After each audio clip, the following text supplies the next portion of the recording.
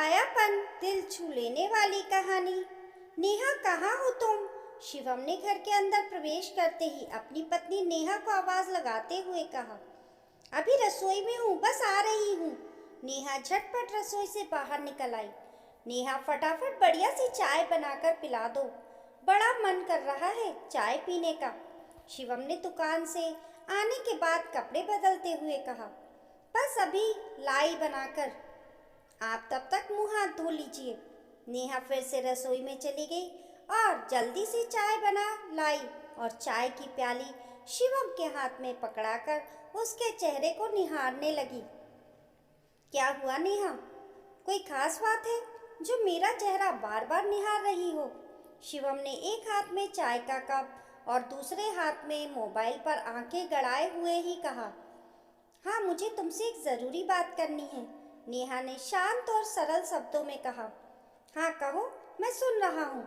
जबकि अभी भी निगाहें मोबाइल पर ही टिकी थी शिवम की। एक बात बताओ शिवम, तुमने क्या सोचा है? नेहा ने फिर से अपना प्रश्न उछालकर पति की ओर ताकते हुए पूछ ही लिया। किस बारे में क्या सोचा है? शिवम ने मोबाइल में आंखों को गड़ाए गड़ाए ही कहा। आप ये भी भूल गए तो मैं किस विषय में तुमसे बात कर रही हूँ, या फिर जानबूझकर बात को टाल रहे हो? नेहा ने कुछ चिढ़ते हुए कहा। उसके शब्दों में हल्का सा रोष झलक रहा था। वह बुदबुदाई, पता नहीं क्या है उनके मन में। यार नेहा, तुम्हारी यही आदत बहुत खराब है। ये जलेबी की तरह बातों को गोल गोल ना घुमाओ। मुझे सचमुच कुछ भी याद नहीं आ रहा कि तुम किस विषय में बात कर रही हो, शिवम ने सफाई देते हुए कहा। अच्छा शिवम, अगर तुम्हें सचमुच कुछ भी याद नहीं है तो फिर चलो मैं बता ही दे रही हूँ। कल मेरे बड़े भैया भाभी की शादी की 25वीं सालगिरह है और तुम्हें ये भी पता है कि उन लोगों ने विशेष आग्रह करके हम लोगों को अपने घर बुलाया है। तो फिर वहाँ चलने के बारे में क्या सोचा है तुमने? नेहा खींचते हुए अपनी बात को स्पष्ट करते हुए बोली। अच्छा, वह बात, मैंने सोचा तुम कुछ और ही बात कर रही हो, शिवम जानबूझकर अनजान बनते हुए बोला। वैसे नेहा, तुम देख लो अपना, क्योंकि मेरा तो जाना बहुत मुश्किल ही है। वैसे भी मुझे इन सब बातों के लिए दुकान से समय निकालना कुछ खास समझ में नहीं आता। नेहा रुआंधी सी होकर बोली। शिवम, ये कैसी बात कर रहे हो तुम? क्या तुम्हारा उन लोगों के प्रति कोई भी दायित्व नहीं है? नेहा की आंखों में शिवम की ऐसी बेरुखी भरी बातें सुनकर आंसू आ गए थे। यार नेहा, तुम्हारी आदत भी बहुत खराब है। जब देखो तब रोने बैठ जाती हो और साथ ही साथ बहस भी करने लग जाती हो। प्लीज़, मेरा मूड सही नहीं है, इसलिए बहस ना ही करो, वरना मेरे मुंह से बेमतलब कुछ और निकल जाएगा। शिवम नेहा की बात से एकदम तिलमिलाते हुए बोला। शिवम, अब तुम्हारी बात में क्या ही करूं? तुम्हारा तो मूड हमेशा ही मेरे मायके जाने के नाम से खराब हो जाता है। जब से ब्याह कर आई हूँ तब से ही ये सब देख सुन रही हूँ। आज कोई नई बात थोड़ी ना है जो तुम मान जाओगे। नेहा आज पूरी तरह से बहस के मूड में थी। उसके मायके में कोई छोटा मोटा फंक्शन तो था नहीं। उसके अपने सगे बड़े भाई और भाभी की गोल्डन जुबली का कार्यक्रम था और नेहा तीनों भाइयों में सबसे छोटी और सबकी बेहद लाडली थी। इसलिए भैया भाभी ने साफ साफ कह दिया था कि जब तक तुम दोनों लोग नहीं आओगे तब तक कोई भी कार्यक्रम आगे नहीं बढ़ेगा। नेहा के भतीजे और उसकी पत्नी ने भी बहुत जोर देकर बुआ को पहले से ही बुलाया था। तो पहले से तो ना सही, लेकिन कार्यक्रम वाले दिन तो जाना बनता ही है।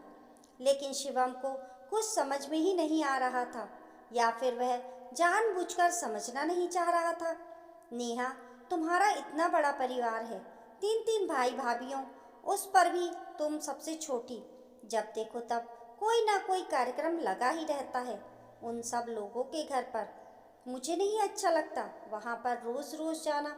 जब देखो तब मुंह उठाकर पहुँच जाओ और ऊपर से बेमतलब का इतना फिजूल खर्च भी तो हो जाता है, वह अलग। शिवम भी हार मानने को तैयार नहीं था। शिवम, मुझे जरा एक बात तो बताओ कि शादी के पहले ही तुमको पता था कि मेरा मायका बहुत बड़ा है तब क्यों नहीं कुछ सोचा तुमने? और रही बात वहाँ पर आने जाने की, तो तुम कितना जाते हो मेरे मायके के किसी भी कार्यक्रम में? हमेशा तुम्हारे बिना मैं ही अकेली चली जाती हूँ। तुम्हारी इसी चिढ़ने की आदत के कारण तुमसे जिद भी नहीं करती। लेकिन तुम ये क्यों नहीं समझ रहे कि उन सब कार्यक्रमों में और इस कार्यक्रम में बहुत बड़ा फर्क है। ये मेरे बड़े भैया भाभी की शादी की 25वीं सालगिरह है, जो कि लोगों को बड़े ही भाग्य से मिलती है। और रही फालतू खर्चों की बात, तो उससे कहीं ज़्यादा हम लोगों को वहाँ से मिल जाता है। लेकिन तुम्हारी सोच से तो भगवान ही बचाए। नेहा ने फिर से शिवम की बात का तोड़ निकाल दिया। सच में नेहा, मान गया तुमको यार।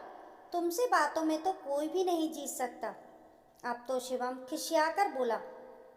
शिवम, मैं बार बार तुमको बता रही हूँ कि परसों से ना जाने कितनी बार भैया और भाभी के साथ साथ बच्चों का भी फोन आ चुका है और तुम कुछ प्रतिक्रिया ही नहीं दे रहे हो।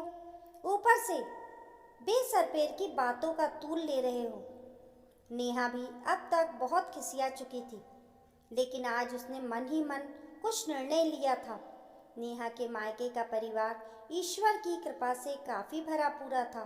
3 बड़े भैया भाभी और एक बड़ी बहन, और उन सबका अपना अपना भी परिवार। सबकी लाडली और सबसे छोटी थी नेहा, तो उसको सबसे ज़्यादा मनोहार करके बुलाया जाता। सभी लोग उसको जी जान से चाहते, क्योंकि उसका स्वभाव बहुत ही मृदुल और विनम्र था। लेकिन शिवम को तो ससुराल जाने की बिल्कुल चाहत नहीं थी। जल्दी वहाँ पर जाने का नाम ही नहीं लेता, जबकि भैया भाभी बार बार शिवम से आने का आग्रह करते रहते। और यही अगर शिवम के परिवार में कोई भी कार्यक्रम होता तो वह महीना भर पहले से ही नेहा को तैयारी करने के लिए कहने लगता, और नेहा करती भी सब कुछ पूरी तन्मयता के साथ, दिल से। शिवम के भी अपने 3 भाई और 2 बहनें थीं, लेकिन सभी लोग पुश्तैनी घर में ही रहते। सिर्फ शिवम ही अकेले बड़े शहर में दुकान करने के कारण बाहर रहता। शिवम नेहा को लेकर कई दिनों पहले ही घर पहुंच जाता। अच्छा तो नेहा को भी बहुत लगता सबके साथ मिलजुल कर, लेकिन उसकी इस बात से बड़ी किटकिट होती कि शिवम उसके मायके वालों के प्रति कभी भी सीरियस नहीं होता। परिवार में किसको क्या देना है, कितना देना है, सब कुछ शिवम खुद ही तय करता, जबकि नेहा खुद भी आगे बढ़कर अच्छे से अच्छा सबको लेती देती। लेकिन वही नेहा के मायके में कुछ भी खर्च करने के नाम पर ही शिवम हाथ खींच लेता। क्या करोगी वहाँ इतना सब कुछ देकर? उन लोगों के पास आखिर किस चीज़ की कमी है? तुम्हारा बस चले तो तुम अपने मायके वालों पर पता नहीं क्या क्या लुटा दो। शिवम की इतनी जली कटी बातें सुनकर नेहा अपना मन महसूस कर रह जाती। वैसे तो नेहा के भैया भाभी खुद का अपना ही बहुत बड़ा परिवार था। बेटी दामाद, बेटा बहू, नाती नातिन और पोता पोती, लेकिन वह तो आज भी अपने भाइयों की दुलारी थी। बस इसलिए उन दोनों का सम्मान और भी ज़्यादा होता। शिवम, मैं कभी तुम्हारे घर वालों के प्रति किसी भी दायित्व से पीछे नहीं हटती, लेकिन आज सचमुच मुझको तुम्हारा व्यवहार बहुत बुरा लग रहा है। नेहा की आंखों में फिर से आंसू झिलमिलाने लगे। वह लोग कोई पराए हैं जो तुम इतने पीछे पड़ी रहती हो? वह लोग इस घर के, इस परिवार के हैं। मेरा खून का रिश्ता है उन लोगों के साथ। शिवम तमतमाता हुआ बोला। शिवम, पराया तो मेरा मायका भी नहीं, तो फिर तुम कोई भी दायित्व निभाने में पीछे क्यों हट जाते हो?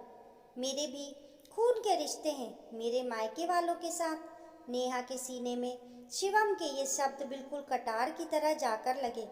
वह मैं भूल गई थी, शायद मेरा मायका तुम्हारे लिए पराया है। अकेले जवाई होना इसलिए पूछ ज़्यादा होती है, वरना तो। अब तो नेहा भी गुस्से कर बोली और उसने अपने वाक्य को अधूरा छोड़ दिया। अभी शिवम और नेहा की बात चल ही रही थी कि तभी फिर से भाभी का फोन आया। नेहा जीजी, आप अभी तक निकली नहीं? सब लोग अपनी लाडली बहन का बेसब्री से इंतजार कर रहे हैं। बस भाभी, मैं अभी निकल रही हूँ। नेहा आंसुओं को पीते हुए बोली। और जमाई राजा? भाभी ने हुल्स कर पूछ ही लिया। भाभी, उनका मुझे पता नहीं, बस मैं आ रही हूँ। मैं इतना जानती हूँ क्योंकि मैं अपने भैया भाभी के जीवन की खुशियों के इतने खूबसूरत पलों को बिल्कुल भी नहीं खोना चाहती। नेहा मन ही मन निर्णय लेकर उठ खड़ी हुई। लेकिन जीजाजी क्यों नहीं? क्या इस बार भी वह नहीं आएंगे? भाभी के होठों पर सवाल था, क्योंकि वह शिवम के स्वभाव से अच्छी तरह से परिचित थी। भाभी उनकी वह जाने। नेहा ने फिर से एक बार चिढ़ते हुए शिवम की तरफ देखा। चलिए, कोई बात नहीं, आप अपना मन मत खराब करिए। आप जल्दी कीजिए जीजी। आपके भैया ने तो निर्णय कर लिया है कि जब तक छुटकी नहीं आएगी तब तक कोई भी कार्यक्रम आगे नहीं बढ़ेगा। भाभी के ये शब्द बार बार नेहा के कानों में गूंज रहे थे। आज नेहा ने शिवम के सामने ही बैठे बैठे पूरी हिम्मत करके खुद के लिए कैब बुक कर ली और तैयारी में लग गई। शिवम सामने बैठे सब देखता रहा। महसूस तो वह कर रहा था अपनी गलती को, क्योंकि नेहा कुछ भी गलत नहीं कह रही थी। वे हमेशा उसके घर वालों के लिए पूर्ण रूप से समर्पित रहती है। कभी भी उसने शिवम का हाथ नहीं रोका उसके घर वालों पर कुछ भी खर्च करने के लिए। लेकिन वह तो हमेशा ही उसका और उसके मायके वालों का अपमान करने से नहीं चूकता। केव दरवाजे पर आ चुकी थी और नेहा अपना सामान लेकर जैसे ही निकलने लगी, तभी शिवम ने आकर नेहा का सामान अपने हाथों में पकड़ लिया। अब क्या है? क्या मुझको भी नहीं जाने दोगे? लेकिन आज मैं तुम्हारी एक भी नहीं मानूंगी। नेहा की आंखों में दुख के बादल मंडरा रहे थे। नेहा रुको, मैं भी चल रहा हूँ तुम्हारे साथ, शिवम ने नम्रता के साथ कहा। क्या कहा तुमने शिवम? शिवम की बात सुनकर पहले तो नेहा चौंक पड़ी और फिर अचकचाकर शिवम को देखने लगी। अब ऐसे भी ना देखो यार नेहा, मुझे एहसास हो गया है कि मेरा ससुराल भी मेरे लिए पराया नहीं है। मैं तुम्हारे साथ अन्याय कर रहा था, प्लीज़ मुझको माफ़ कर दो। शिवम ने अपने दोनों हाथों को कान पर रखते हुए कहा। थैंक्स शिवम। और नेहा शिवम के गले लग गई और थोड़ी ही देर बाद नेहा केब में हवा से बातें करते हुए शिवम के साथ खुशी खुशी अपने मायके जा पहुंची। इस कहानी को लेकर आपकी क्या राय है, हमें कमेंट करके ज़रूर बताइए। कहानी पसंद आने पर लाइक और शेयर करें।